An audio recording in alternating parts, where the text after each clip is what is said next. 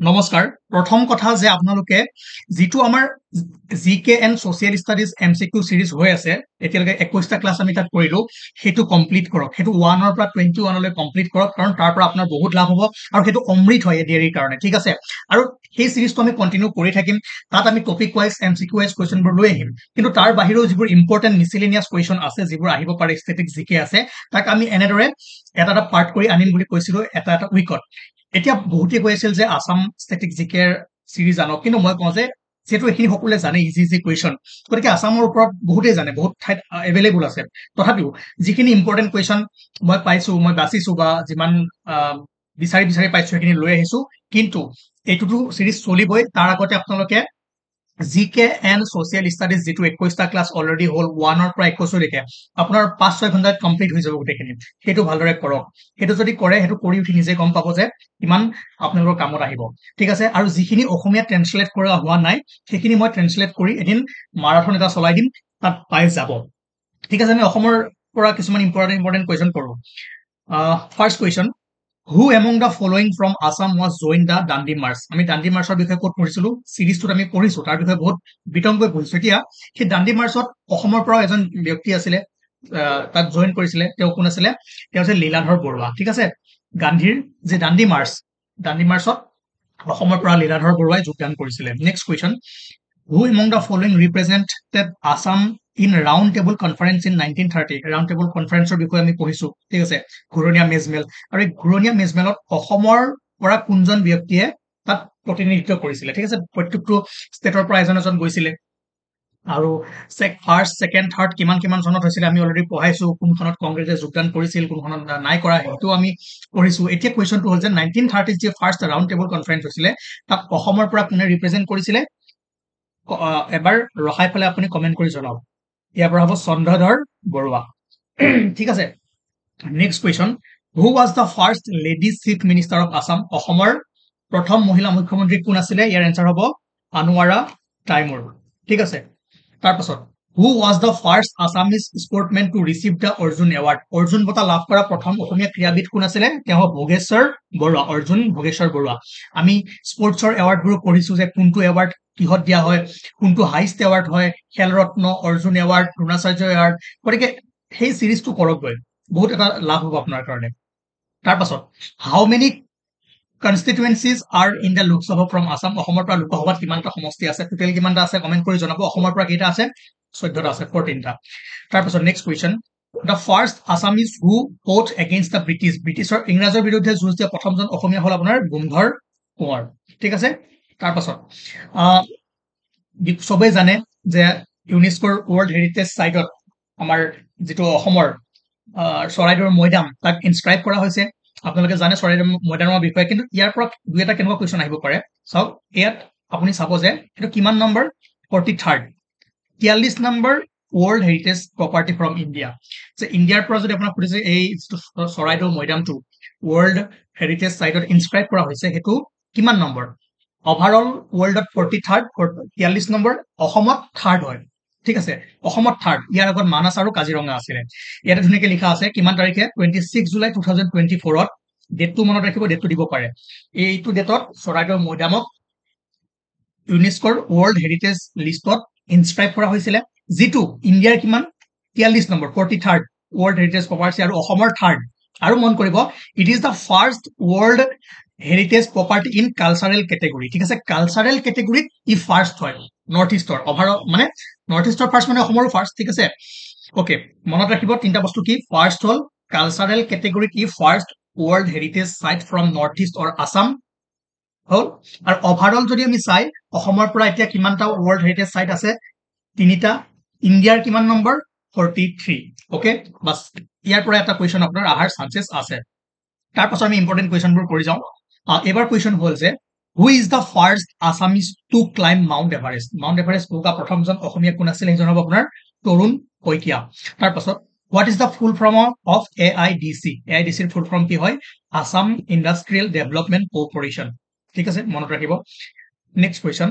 which district was separated from Assam and given to Pakistan 1943 so 1946 যেতিয়া India Pakistan separate হৈছিলে বিভাজন হৈছিলে সেই সময়ত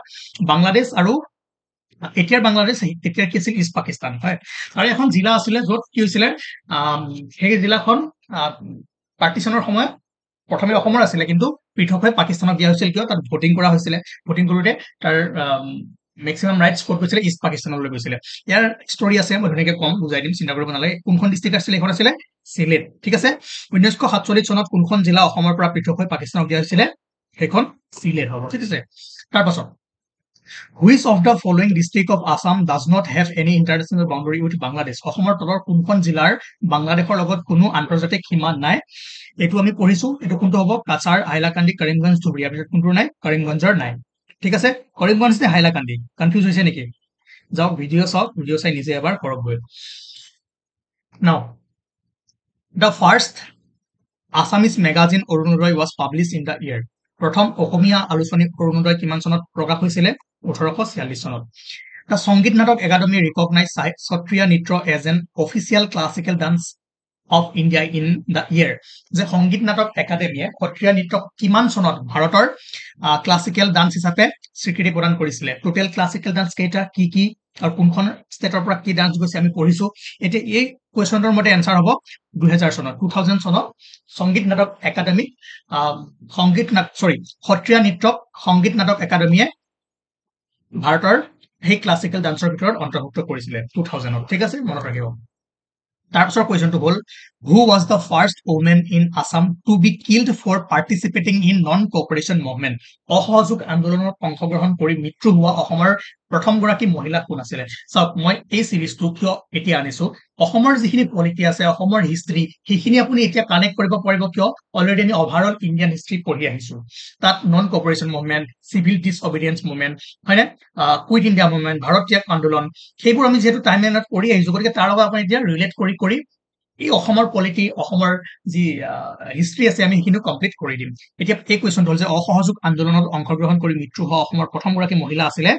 মংগুৰী যাক আমি মালতী মেম বুলিও জানো তেওঁৰ বিষয়ে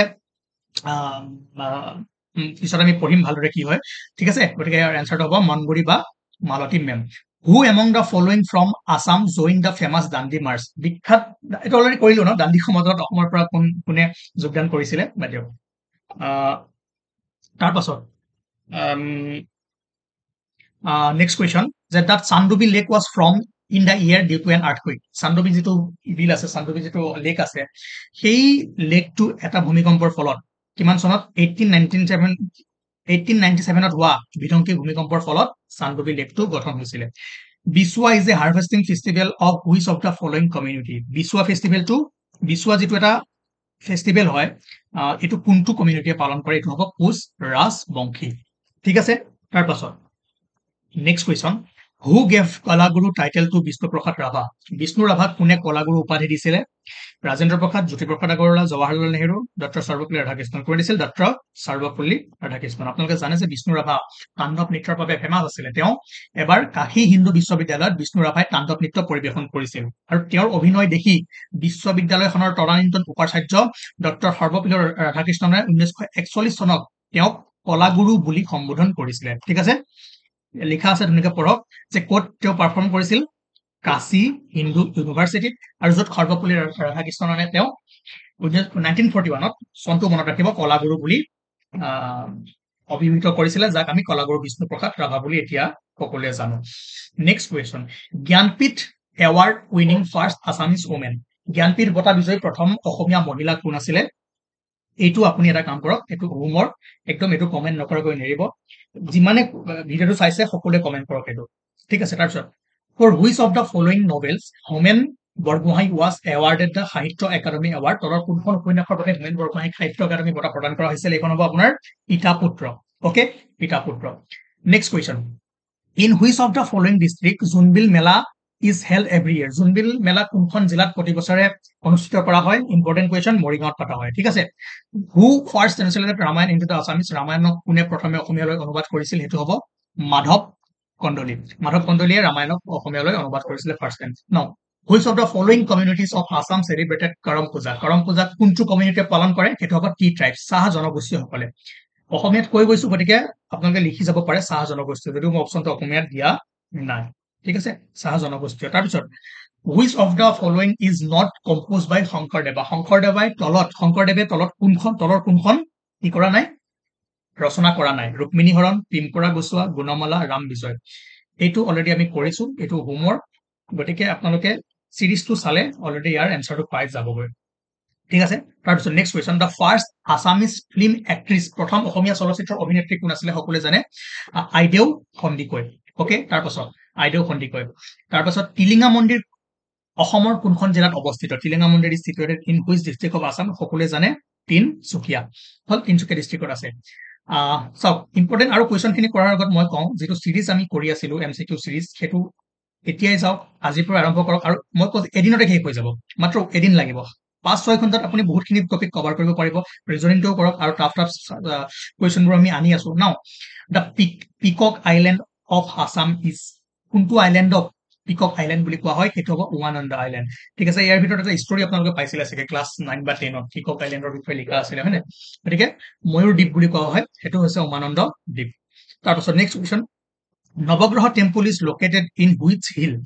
নৱগ্ৰহ মন্দিৰ কোনখন পাহাৰত অৱস্থিত? এয়াতো কমন কুৱেশ্যন হয়, সেইকাৰণে মই মানে আছাম জিকেৰ চিৰিজটো কিয় লাষ্টত আনিছো, অলৰেডি সকলোৱে আপোনালোকে জানে নৱগ্ৰহ টেম্পল ক'ত আছে। তাৰপাছত বৈশিষ্ট্য আশ্ৰম কোনখন পাহাৰত আছে? এয়া আমি অলৰেডি পঢ়াইছোৱে, এইখিনি কৰিছো, তাৰপিছত দি থৈছো, আপোনালোকে নিজে কৰি চাব, কাৰণ এনেকুৱা কুৱেশ্যনবোৰ 2-এটা কুৱেশ্যন আহি যাব পাৰে, আৰু এইবোৰ আহিলে আপোনালোকে যাতে কৰিব পাৰে তাৰ কাৰণে মই এই চিৰিজটো কণ্টিনিউ কৰি থাকিম। কিন্তু আপোনালোকৰ কাম হ'ল, যিটো আমাৰ ছ'চিয়েল ষ্টাডিজ এণ্ড জিকেৰ 1000+ MCQ চিৰিজ চলি আছে, তাত আমি topic wise plus MCQ wise যিমান পাৰো কুৱেশ্যনবোৰ কৰিছো, সেইটো এবাৰ কৰি আহক, আৰু সেইটো কৰাৰ পাছত আপোনালোকে নিশ্চয় গম পাব যে সেই টপিকটোৰ পৰা আপোনালোকৰ কিমান হেল্প হ'ব আৰু এক্সামত কিমান কনফিডেন্স বাঢ়িব। গতিকে আজিৰ কাৰণে ইমানেই আছিল। নেক্সট ক্লাছটোৰ কাৰণে আপোনালোকে ছাবস্ক্ৰাইব কৰি ৰাখক আৰু ৱেইট কৰক, আমি কালি বা পৰহি আপলোড কৰিম। Thank U.